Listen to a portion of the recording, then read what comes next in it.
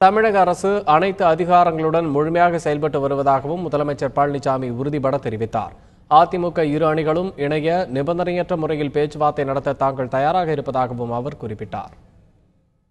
47 நாள் நினைக்கிறேன் அங்கே டெல்லியில் விவசாயிகள் போராட்டம் நடத்திக்கிட்டு இருந்தாங்க. நான் போய் அவர்கிட்ட சொன்ன உடனே அவர் சொன்னாங்க, நீங்கள் பாரத பிரதமர் அவர்கள் நிதி ஆயோக் கூட்டத்தை கூட்டியிருக்கிறாங்க, அங்கே எல்லாம் முதலமைச்சர்லாம் கலந்துட்டு இருக்கிறீங்க, இந்த கோரிக்கை கொண்டு வையுங்க அப்படின்னு என்கிட்ட கடிதம் கொடுத்தாங்க. அந்த கடிதத்தை கொண்டு போய் பாரத பிரதமருக்கு கொடுத்து இதை நிறைவேற்றி தாருங்கள் என்று நான் வலியுறுத்தினேன்.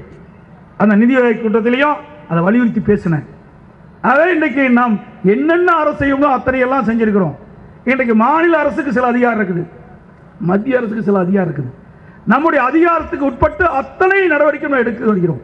அணிகளை பற்றி பேசினாங்க, 2 அணியை பற்றி மரியாதைக்குரிய அக்கா வளர்மதிகளாக பேசினாங்க. ஆகவே அந்த அணியினுடைய தலைவர்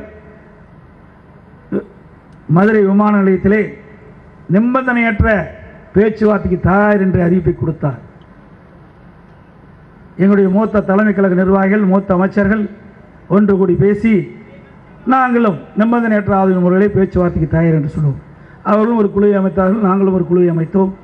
பொன்மனச்செம்மல் புரட்சித் தலைவர் கண்ட கனவு அம்மாவுடைய லட்சியங்களை நிறைவேற்றுவதற்கு இணைந்து செயல்படுவோம் என்று ஒரு அற்புதமான முடிவை எடுக்கலாம் என்று நினைத்தோம். ஆகவே இடையிலே சில பேர் நிபந்தனை வைத்தார்கள், முட்டுக்கட்டை போட்டார்கள். அவை எங்களை பொறுத்த வரைக்கும் திறந்த மனதோடு இருக்கின்றோம். அணிகள் இரண்டும் இணைய வேண்டும், மக்களுக்கு சேவையான திட்டங்கள் போய் சேர வேண்டும், அம்மாவுடைய ஆட்சி தமிழகத்திலே மலர்ந்து நிலைத்து நிற்க வேண்டும் என்ற எண்ணத்திலே நாங்கள் இருக்கின்றோம். ஆட்சியும் கட்சியும் சிறப்பாக செயல்பட வேண்டும் என்று எண்ணுகின்றோம். ஆனால் ஒரு சிலருக்கு முட்டுக்கட்டை போட்டுக் கொண்டிருக்கின்றார்கள். எப்பொழுது பேச்சுவார்த்தைக்கு வந்தாலும் நிபந்தனையற்ற பேச்சுவார்த்தைக்கு வந்தால் நாங்கள் தயாராக இருக்கின்றோம்.